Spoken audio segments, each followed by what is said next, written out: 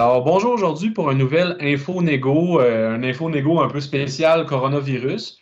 Cette semaine, on va être avec Maryse Rousseau qui va nous parler de comment vont les négociations accélérées.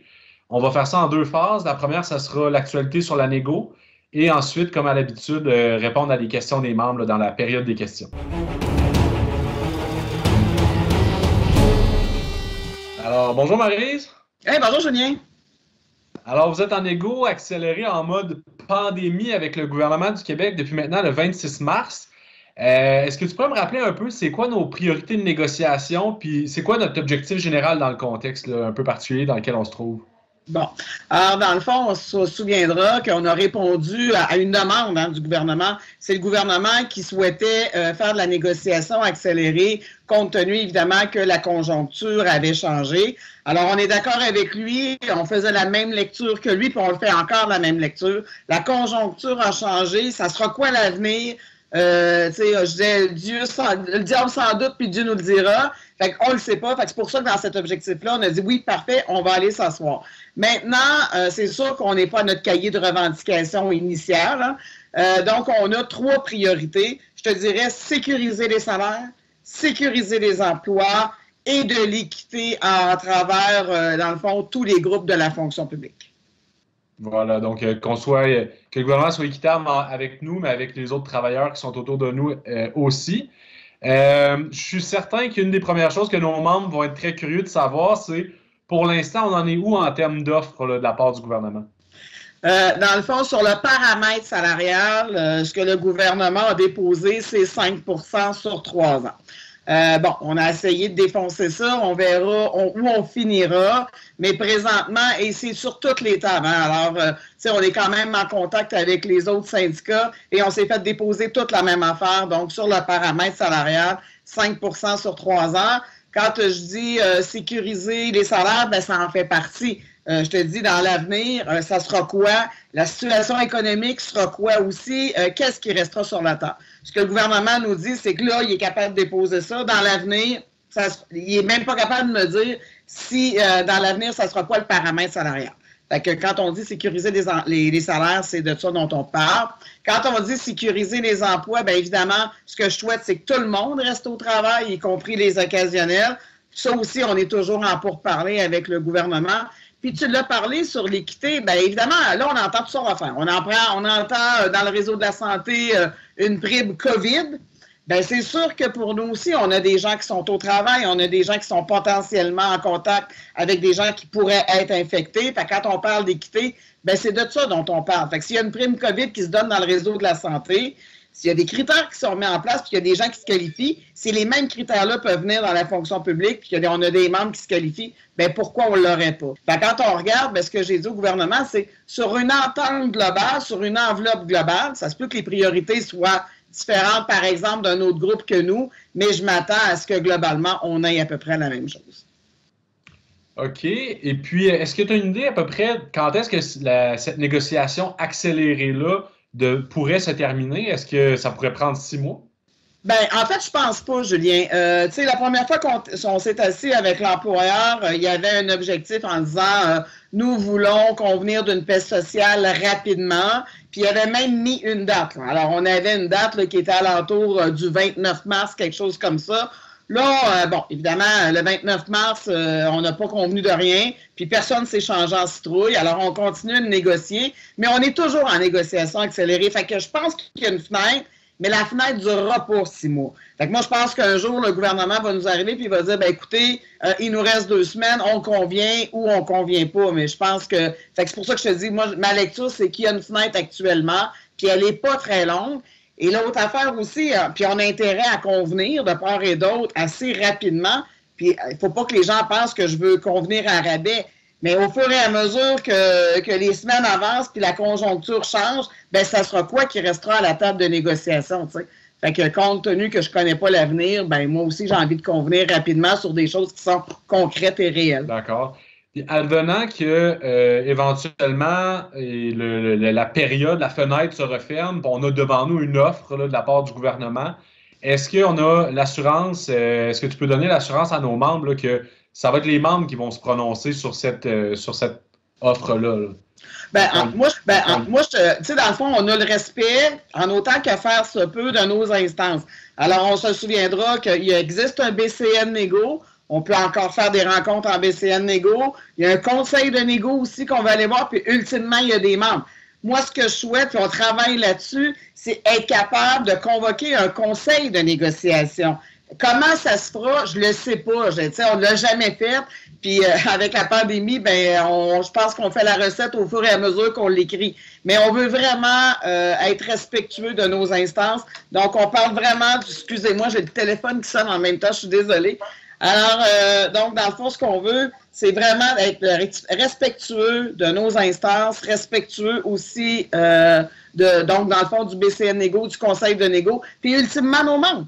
Alors, moi, je ne veux pas passer outre ça. Ça va être les membres qui, à la fin, vont avoir le dernier mot sur l'entente qu'on aura. C'est ça, sur une offre que le gouvernement va nous faire. Puis, éventuellement, est-ce que les unités parapubliques pourraient être également concernées par une éventuelle offre? La première fois, quand on a eu un appel du Conseil du Trésor pour aller s'asseoir en négociation accélérée, on a demandé que les unités parapubliques, celles qui sont dans l'annexe C, là, donc en vertu de la loi sur les régimes de négociation, celles qui vont chercher leur mandat auprès du Conseil du Trésor, fassent partie aussi du blitz de négociation. Alors, M. Alexandre Hubert nous avait dit, écoutez, je regarde ça, je vous reviens.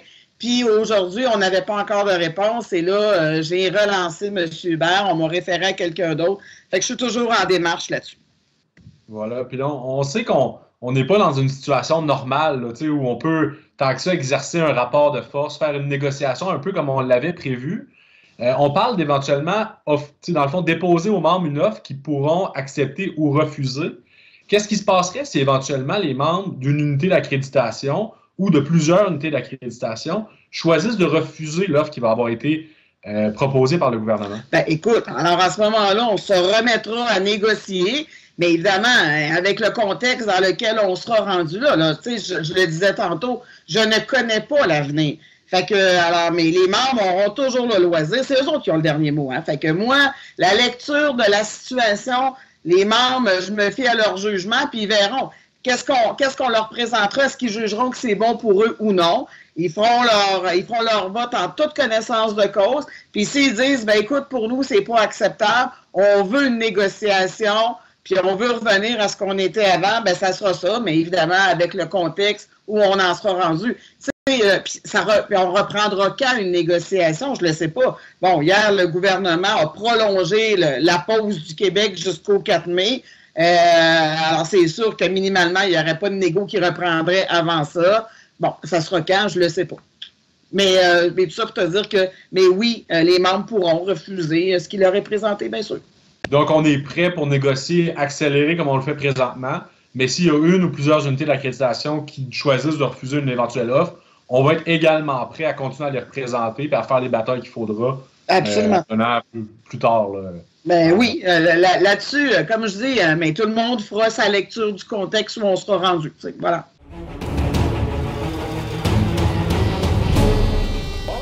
On va continuer, Maryse, avec notre fameux segment, la période des questions. Donc, on a été chercher quelques questions qu'on a reçues des membres là, sur nos différentes pages Facebook, les groupes Facebook, en ce qui concerne la négociation.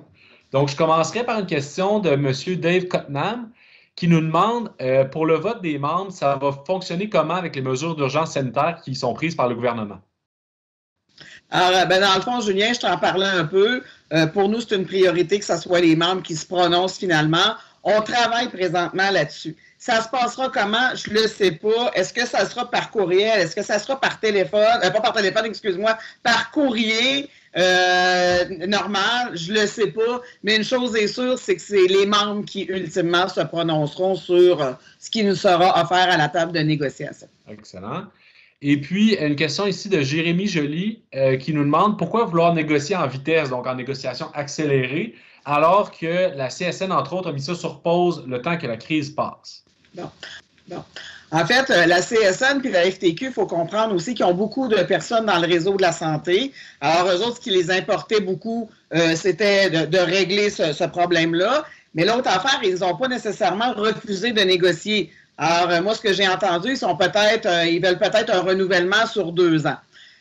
Moi, pourquoi je trouve important d'aller voir ce que le gouvernement nous offre présentement, puis j'en ai parlé tantôt, c'est compte tenu du contexte incertain, pardon, pour l'avenir. Alors, moi, ce que je souhaite, c'est d'aller tirer le maximum possible pour que les membres, avec la lecture qu'ils en feront de la situation, qu'ils puissent se prononcer en toute connaissance de cause. OK. On a également une question de Dominique Morin qui nous demande, on nous a consulté à Revenu Québec, donc Dominique est de Revenu Québec, pour nos revendications. Est-ce qu'on va en tenir compte si on nous inclut dans les négociations? Bien, en fait, la réponse est oui. Évidemment, c'est vrai que le contexte a changé. Fait que tantôt, je le disais, je ne suis pas au cahier de revendication, par exemple, dans la fonction publique qu'on a déposé. À Revenu, évidemment, on était supposé déposer le 31 mars. Vous aurez compris qu'on ne l'a pas fait. Si on est en blitz de négo avec l'Agence du revenu, ben oui, on va s'inspirer du cahier de revendication, c'est évident. On ne va pas chercher des affaires qui sont complètement à l'extérieur, mais il faut que vous compreniez que le contexte a changé. Et finalement, on a une dernière question de Joanne qui nous posait la question, en fait, concernant ce qu'elle appelle la surprime, c'est-à-dire la cotisation spéciale qui est chargée pour les fonctionnaires pour le fonds de grève. Oui. Donc, elle se demandait si on allait l'arrêter, étant donné qu'on est en négociation accélérée présentement. Bien, en fait, la réponse est non. Puis tantôt, je te disais, tu sais, ce que je souhaite, c'est que les membres se prononcent sur ce qu'on aura réussi à obtenir du gouvernement en négociation accélérée. Mais si les membres refusent, bien, on va reprendre une négociation qui est plus traditionnelle, puis avec peut-être des moyens de pression ultimement. Fait que c'est sûr que j'arrêterai pas à ce moment-là pas la négociation, pardon, mais la cotisation spéciale parce qu'on risque d'en avoir de besoin. Oui, il faut qu'on préserve notre fonds de guerre si on veut à ce moment-là. Absolument. Fait que, tu sais, je le dis, il y a plein de choses qui ont changé, puis l'avenir, là, en tout cas, bien malin qui peut prévoir et prédire l'avenir. Fait que dans ce contexte-là, ben, je pense qu'il faut jouer de prudence. Alors oui, on est en égo accéléré. Oui, je souhaite qu'on arrive à quelque chose de concluant pour les membres, mais en même temps, c'est les membres qui, je le disais depuis tantôt, c'est les membres qui vont se prononcer, puis on verra à la suite de ça, ben, qu'est-ce qu'on fera. T'sais. Voilà. Parfait. Ben, là-dessus, Marie, je te remercie beaucoup pour ton temps. Puis je pense qu'on va se revoir bientôt. Là, les membres vont vouloir des nouvelles assez rapidement, j'ai l'impression. Bien, merci beaucoup. Bonne fin de journée. Merci beaucoup pour votre écoute. On vous rappelle que si vous avez des questions concernant la négociation accélérée, n'hésitez pas à nous les transmettre à communication@sfpq.qc.ca. Étant donné qu'on reçoit beaucoup de questions présentement, étant donné le contexte, n'hésitez pas à spécifier que c'est pour l'info-négo que vous envoyez une question. Ça nous permettra de plus facilement les récupérer puis d'y répondre lors de la prochaine capsule.